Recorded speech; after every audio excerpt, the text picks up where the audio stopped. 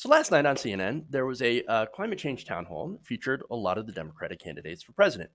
So now Bernie Sanders, of course, Elizabeth Warren, Joe Biden.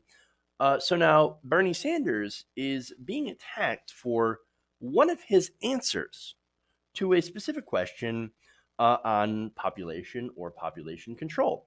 So now the questioner, identified by CNN as a teacher named Martha Redioff, talked about this. She asked this question, and I want to show it to you right now. Let's take a look. Human population growth has more than doubled in the past 50 years. The planet cannot sustain this growth. I realize this is a poisonous topic for politicians, but it's crucial to face. Empowering women and educating everyone on the need to curb population growth seems a reasonable campaign to enact. Would you be courageous enough to discuss this issue and make it a key feature of a plan to address climate catastrophe? Well, Martha, the answer is yes. And the answer has everything to do with the fact that women in the United States of America, by the way, have a right to control their own bodies and make reproductive decisions. And the Mexico City Agreement, which denies American aid to those organizations around the world that allow women to have abortions or even get involved in birth control, to me is totally absurd. So I think, especially in poor countries around the world, where women do not necessarily want to have large numbers of babies, and where they can have the opportunity through birth control to control the number of kids they have, something I very, very strongly support. All right, so look, that was his answer. The answer was fine. Okay, look, you want to talk about women being able to control their own bodies through both education and access to birth control, as well as access to safe legal abortion. All that is not controversial at all, right? So now, totally decent answer, but ridiculous question. I think this question, a little bit of a trap.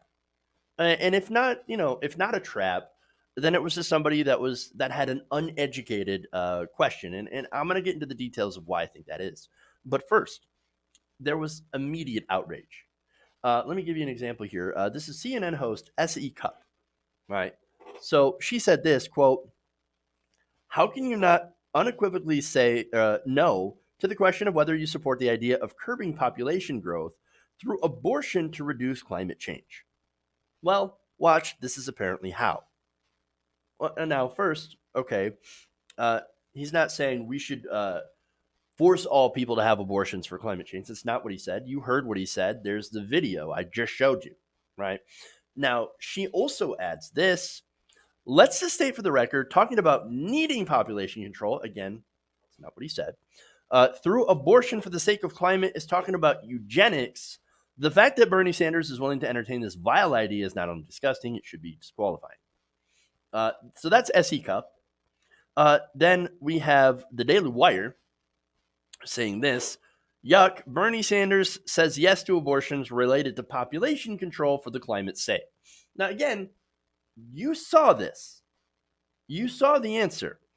Empowering women, giving them choices over their own body, whether or not they want to have as many children or not, right? Okay. That should be obvious what the answer to that is, right? And it was a great answer. But like I said, that question was not a good question, and there's no good way to answer that question. And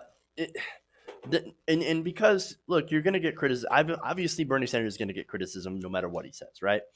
But here you have the right wing, and this is a preview of what's to come, calling him racist, communist, basically Stalin, using eugenics, et cetera, when in reality, of course, that's not the case at all. So this kind of smears that's going to come at him if he becomes the presidential nominee. So be prepared for it, right? So now let me get into why the question was flawed. This whole thing, the whole premise of the question is overpopulation is driving climate change. That's not true. Overpopulation being a climate problem is actually a myth. That's even spread by people who mean well, right? But the facts just don't support that. They also blame a lot of things like, overpopulation leads to food shortages, or if we, allow people to continue to, have children without any sort of population control, like China, we're going to run out of food. We're already overusing farmland, et cetera, right? In reality, no. In the US, our net agricultural exports actually account for about 25% of the physical volume of agricultural production. Meaning that if we did not export that 25% of food, assuming that, of course, everything stays the same, consumption, land use, technology, the United States could actually comfortably feed about 400 million people. Now, are we going to have 400 million people? No, not in the United States. In fact, our birth rates are staying relatively low. Okay. Like most modern industrial countries, we have lower birth rates than the rest of the world, okay, than the developing world, like India and China, etc. Which, of course, Bernie Sanders in his answer says, look, we should absolutely promote birth control in those areas so that women can become empowered and they can make their own choices about having families. Which, if you don't have access to birth control or education, unfortunately, you're going to end up having a lot of children that you don't necessarily want, or and again, I don't want to get like too tricky into this, because then the right wing's going to come after me for whatever. Not like they already don't, but it's just allowing women to basically have their own choices and allow them to get educated, etc. And when you have educated women in a modern industrial society, they're more successful and usually end up having a few less children. And that's not to say that you can't have a lot of children and also be successful, because you can also do that. Again, there's the nuances here, right? But nobody seems to know nuance, or nobody seems to practice nuance. But anyway, so now, um, again, we could feed 400 million people with no changes whatsoever with our current way, right? Not only that, but there's actually scientific fact that shows that no amount of population control in the United States and around the world would actually have a big impact on emissions. It's not people having too many children that messes with the environment. No, the real problem here is that 70% of the emissions in the US come from giant corporations. That's the problem. Now, as far as resource allocation, we don't have a resource problem. We have a resource allocation problem, right? Resources are hoarded by the corporations and the rich, and it's more than they'll ever need.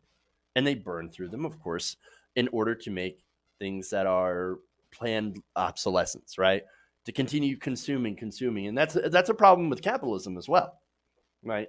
So you can get off into a lot of different tangents about this, about some of the problems with overconsumption of stuff that we don't necessarily need, being sustainable, and carbon emissions, etc. Right? So it's not overpopulation. So that question just seems wrong. His point about empowering women is absolutely right. So, look, he's not a believer in eugenics. It's a ridiculous charge.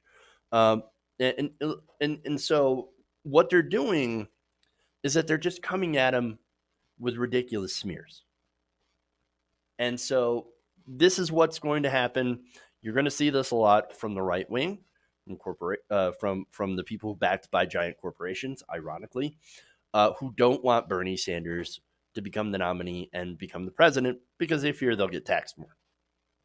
And they will not be able to pollute, which is actually the real danger to humanity and the planet itself. So now you know. Hey guys, hopefully you enjoyed that free video. Now I'm going to have to ask you a favor. Between the demonetization and the YouTube algorithm messing around with view counts, etc., we're having a hard time adjusting to the new YouTube reality, which is where you guys come in. See, we have a patreon.com/TYTNation set up to help us rely on you guys, the viewers, instead of big corporate ads. Look, you know the show. You know I'm not in favor of big corporations anyway. So help us transition away from relying on the ad model to pay the bills and sign up to be a patron patreon.com/TYT Nation. That goes a long way to help us keep the lights on. And you guys will know that you're supporting independent progressive media.